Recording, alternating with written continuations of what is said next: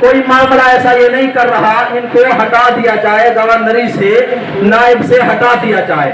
نعمان بن بشیر کو ہٹا دیا گیا، اس پر ظالم حکمران آیا جس کا نام عبید اللہ ابن زیاد ہے، وہ آیا، اس کا دبدبا تھا۔ جب وہ کوفہ پر پہنچا تو کوفی ڈر کے مارے چلے گئے۔ اب اگر ابن زیاد نے ابھی یہ نہیں کہا تھا کہ میں تم سے جنگ کرنے آیا، ابھی وہ کوفے میں داخل ہوا ہے، کوفی وہاں ڈر کے چلے گئے، پھر چلے گئے، وہاں سے یہ معاملہ چلا تو حضرت مسلم بن عقیل کو بڑی ظلماً شہید کیا گیا۔ آپ کے دو بیٹے تھے جس کا نام ابراہیم اور ایک کا نام محمد تھا، ان کو بھی قتل کیا گیا۔ اس کو قتل کرنے والا جو تھا وہ شمر تھا۔ جب ان کو بڑا ظلم کیا، میں اگر وہ الفاظ آپ کی بارگاہ میں پیش کروں، جامع ترمذی کے الفاظ ہیں، تو مجھے یقین ہے کہ کوئی ایسی آنکھ نہیں ہوگی جو نہ روئے۔ اللہ اکبر! جنہوں نے ظلم کیا ہے، مسلم بن عقیل کو بڑی امارت سے ان کے جو ہے ہونٹ کاٹ دیے گئے، وہ بڑی امارت سے آپ کا ظلم کیا اور امارت سے گرا دیا گیا۔ تو جب حضرت امام حسین کی طرف خطوط بھیجے مسلم بن عقیل نے کہ آپ آئے، یہاں کے معاملات درست ہیں، مسلم بن عقیل کا یہ خطوط پہنچ گیا۔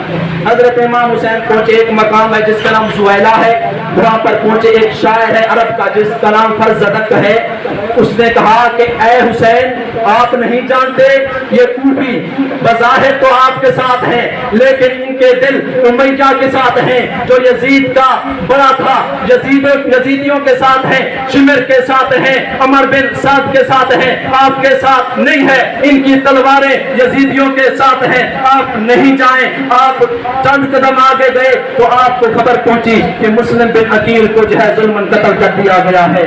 آپ وہاں گھس گئے، اتنے میں کافر آ گئے، وہ جو باغی تھے، حضرت امام حسین کو گھیر لیا گیا، عمر بن سعد کا قافلہ آ گیا۔ جب وہاں پہنچ گئے تو حضرت امام حسین نے 3 شرطیں رکھی اور فرمایا اے عمر بن سعد، میری بات سن۔ پہلی بات، مجھے یزید سے ڈائریکٹ ملنا ہے، یزید کے پاس جانا ہے۔ دوسری شرط، میں مدینے جاتا ہوں۔ تیسری شرط، میں یہ ملک چھوڑ کر جاتا ہوں، کسی اور سرحد پر میں چلا جاتا ہوں۔ میری 3 شرطیں قبول کیجیے۔ انہوں نے عمر بن سعد یہاں تک حامی رہا حضرت امام حسین کا، اس نے خطوط لکھا اور عبید اللہ ابن زیاد کے پاس بھیجا، وہ گورنر تھا، اس نے پڑھا، 3 شرطیں ماننے کی ہے، امام حسین نے 3 شرطیں رکھی ہیں۔ تو وہاں پر ایک ان کا وزیر بیٹھا تھا جس کا نام شمر ذوالجوشن ہے۔ شمر ذوالجوشن کی بہن ام بنین ہے جو حضرت علی کی بیوی تھی، اور ان کا جو بیٹا تھا حضرت علی کا عثمان ابن علی، تو وہ جو ام بنین تھی وہ پاک دامن عورت تھی، اس کا بھائی بڑا ظالم تھا اور امام حسین کا بغض رکھتا تھا۔ وہ اہل بیت کے خون کے بڑے پیاسے تھے وہ ظالم لوگ۔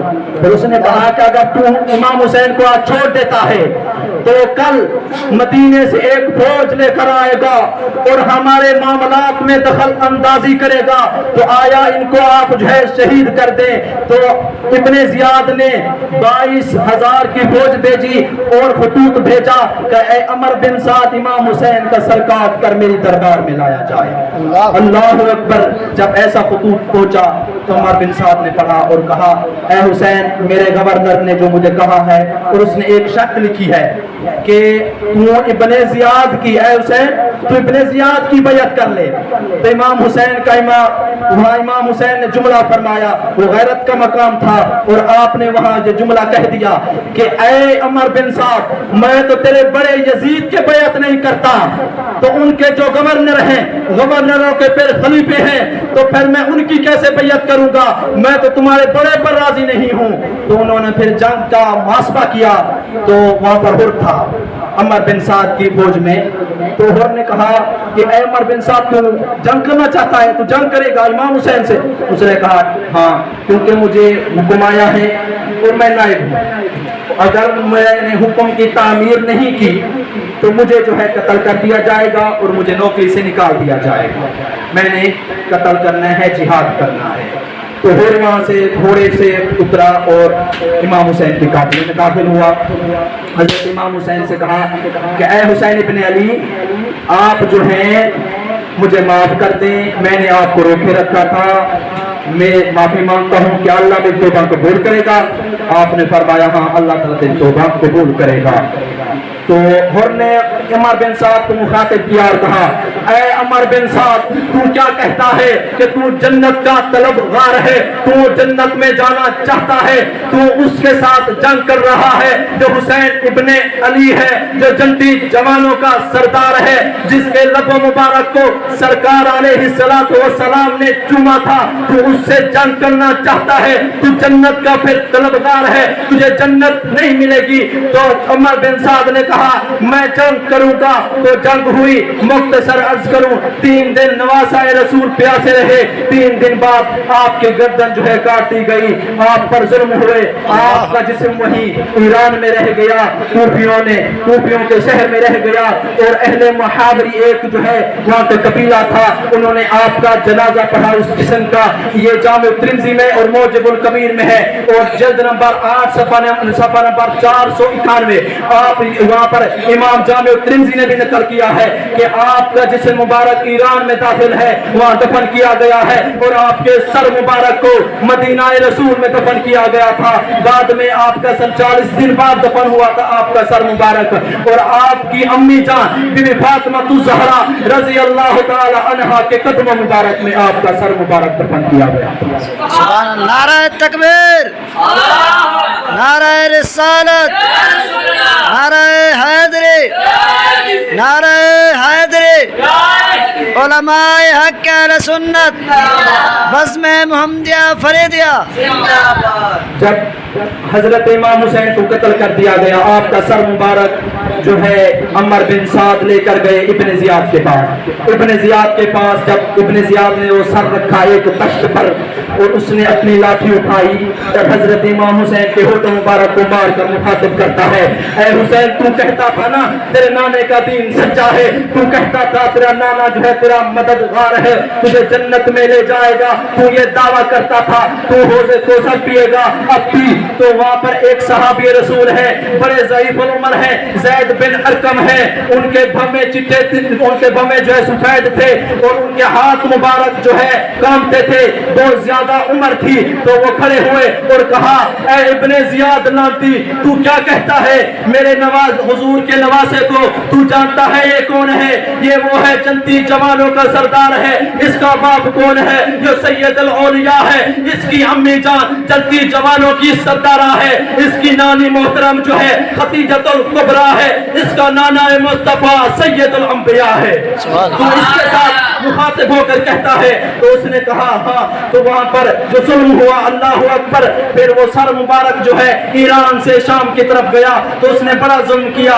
امام حسین کے 3 جو ہے جو اولاد تھی, یعنی 3 بچے تھے, ایک بیٹا تھا, 2 بیٹیاں تھی. بیٹے کا نام امام زین العابدین تھا, امام سجاد تھا, امام علی ابن امام زین العابدین تھا. بندہ ایک ہے, لقب 3 ہے. اور جو بیٹیاں تھی بی بی سکینہ, سکینہ نہیں ہے, بی بی سکینہ ہے پہلی بیٹی, اور دوسری بیٹی کا نام بی بی فاطمہ صغریٰ ہے. اور دیکھیں پھر ان کے سامنے ان کے باب مبارک کا, یعنی ان کے ابا مبارک کا سر عدلی سواری پر رکھ دیا گیا. اور عمر بن سعد اور ابن زیاد نے کہا کہ امام حسین کا سر مبارک عدلی سواری پر رکھ دیا جائے. ان کی اولاد جو ہے ان کے بابا کے قتل کو دیکھے اور یہاں سے عبرت لے کہ آگے یہ بغاوت نہیں کریں گے. انہوں نے یہ ظلم ایسے کیا, اور دیکھیں یہ کتنی بڑا ظلم ہے. امام زین العابدین کی عمر مبارک کم ہے, ابھی بالغ بھی نہیں ہوئے.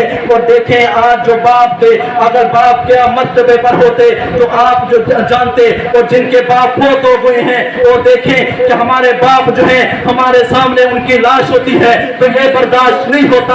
اور ہمارے باپ پر ظلم ہوا ہو, ان کا سر مبارک پورے سفر میں ہم دیکھتے جائیں تو ہمارے دل پر کیا بیتے گی. تو ان پر یہ ظلم ہوا.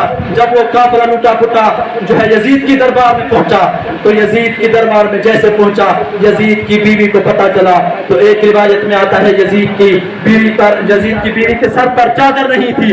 وہ جو ہے دربار میں آئی اور کہا اے یزید تو نے قیامت برپا کر دی ہے, اور تو نے جو ہے نواسہ رسول کو کوفیوں نے ظلمن شہید کر دیا گیا ہے, اور تو یہاں ملک شام میں جو ہے عیاشی کر رہا ہے, تو عدل کیوں نہیں کرتا؟ تو یزید نے اپنی چادر اتاری اور اپنی بیوی کے سر पर रखी और कहा कि मैं इनका बदला लूंगा, इनको इंसाफ दूंगा। वो यजीद झूठा था, उसने बदला नहीं लिया। 4 साल उसने हुकूमत की। इमाम हुसैन की शहादत 61 हिजरी में हुई, पहला महीना मुहर्रमुल हराम का था। आपकी जब शहादत हुई, यजीद ने 61 में हुकूमत की, 62 में हुकूमत की, 64 तक उसने हुकूमत की। 4 साल उसने जो हुकूमत की, 4 साल बाद उसने कोई जो है मामला नहीं किया। उन कातिलीन को ये कहा था कि तुम पर अल्लाह की लानत, ये बदला होता है। अल्लाह अकबर। फिर यजीद के साथ, इनके हामियों के साथ वैसा हुआ जैसा इन्होंने जो है हजरत इमाम हुसैन के साथ किया था। और अमर बिन साद और इब्ने जियाद का सर मुबारक उसी तश्त पर रखा गया था। मुख्तार शक्ति आया, उसने जो है भावले कुत्ते जो है इब्ने जियाद के सर पर, उसके जिस्म पर छोड़ दिए थे। और फिर मुख्तार शक्ति का यही मामला हुआ था। तो मुख्तार शक्ति का सर काट कर उसी तश्त पर रखा गया था। फर्जन फर्जन हर एक के साथ ये मामला हुआ है। और बीबी ज़ैनब ने बद्दुआ दी थी इनको, ईरान वालों को, और कहा था इब्ने जियाद को, ऐ इब्ने जियाद तुझे मैं बद्दुआ देती हूँ, तेरे मानने वाले को बद्दुआ देती हूँ कि तूने मेरे कुरान का हाफिज शहीद किया है, तुमने मेरे कुरान का कारी शहीद किया है। क़यामत तक तुम में और तुम्हारी नस्लों में न हाफिज कुरान मिलेगा न कारी कुरान मिलेगा। सुभान अल्लाह। नारे तकबीर, नारे रिसालत, नारे हैदरी, शान हुसैन, शान हुसैन, उलमाए हक अहले सुन्नत। जब हजरत इमाम हुसैन की बहन ने ये दुआ दी थी तो आप देखें कुछ फिरके में न कारी कुरान पाया जाता है न हाफिज कुरान पाया जाता है। ये बीबी ज़ैनब की बद्दुआ थी इनको। जब जो है काफिला वहाँ यजीद के दरबार में पहुंच गया और यजीद ने कोई मामला नहीं किया।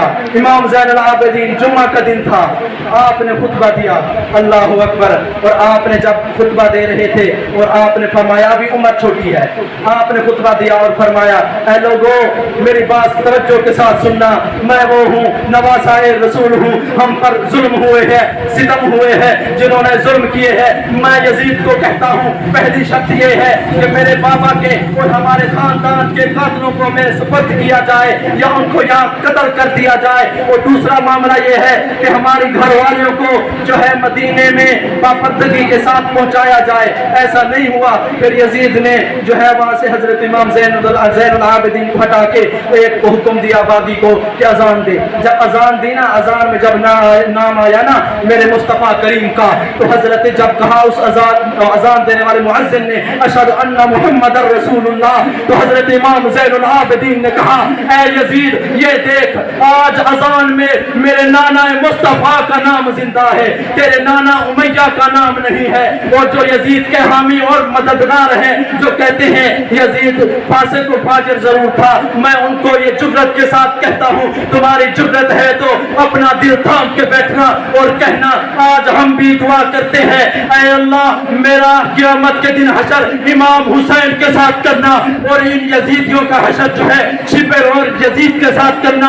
अगर तुम में जुर्रत है, हिम्मत है तो आमीन कह कर देख। और जो कहते हैं कि हम यजीद के हामी हैं और मददगार हैं, यजीद पहले भी था, मैं कहता हूँ कि क़यामत के दिन हमने हुसैन के नाना मुस्तफा को मुंह दिखाना है। हमने हजरत इमाम हुसैन के नाना की सिफारिश लेनी है, यजीद के नाना की सिफारिश नहीं लेनी।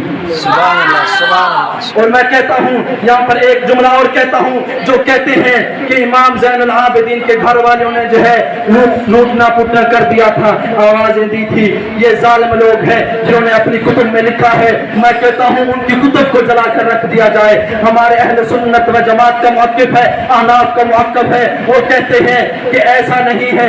उनकी बापर्द जो बेटियां थी मदीने पहुंचाई गई। आज जो कहते हैं उनके दुपट्टे उतारे गए थे, ये लानती फिरका है, ये जो है खारजी है, नासबी फिरका है। अल्लाहु अकबर। और यहाँ पर मैं एक मजीद बात कहता हूँ कि हजरत इमाम हुसैन अलैहिस्सलाम का नाम कल भी जिंदा था, आज भी जिंदा है। हम हुसैनी हैं, हम यजीदी नहीं हैं, क्योंकि यजीद का नाम कल था, हुकूमत थी उसकी उस दिन जब उसने जुल्म किया। मेरे हुसैन का नाम कल भी जिंदा था, आज भी जिंदा है। और मैं यहाँ पर एक और बात कहना चाहता हूँ कि हजरत उमर रजी अल्लाह ताला अन्हु की शहादत के बारे में, शहादत जब हुई तो यकम मुहर्रम हराम को हुई। تو यहाँ पर खारजियों ने एक फितना फैला दिया है सोशल मीडिया पर, जो कहते हैं कि इमाम हजरत अमीर उल मोमिनीन फारूक आजम की शहादत जो है 26 ज़िलहज को हुई। उन पर हमला 26 ज़िलहज को हुआ था, लेकिन 4 दिन जिंदा रहे, 5वें दिन आपका विशाल हुआ, वो मुहर्रमुल हराम का दिन था। तो उस पर उन्होंने हवाले दिए हैं। मोजमुल कबीर का हवाला हो ज़ईफ़ हदीस, आप हवाला नोट करें। इमाम इब्ने कसीर ने जल्द नंबर 8 में लिखा है, वो कहते हैं कि हजरत उमर रज़ी अल्लाह ताला अन्हु की शहादत जो है वो यकम मुहर्रमुल हराम को है।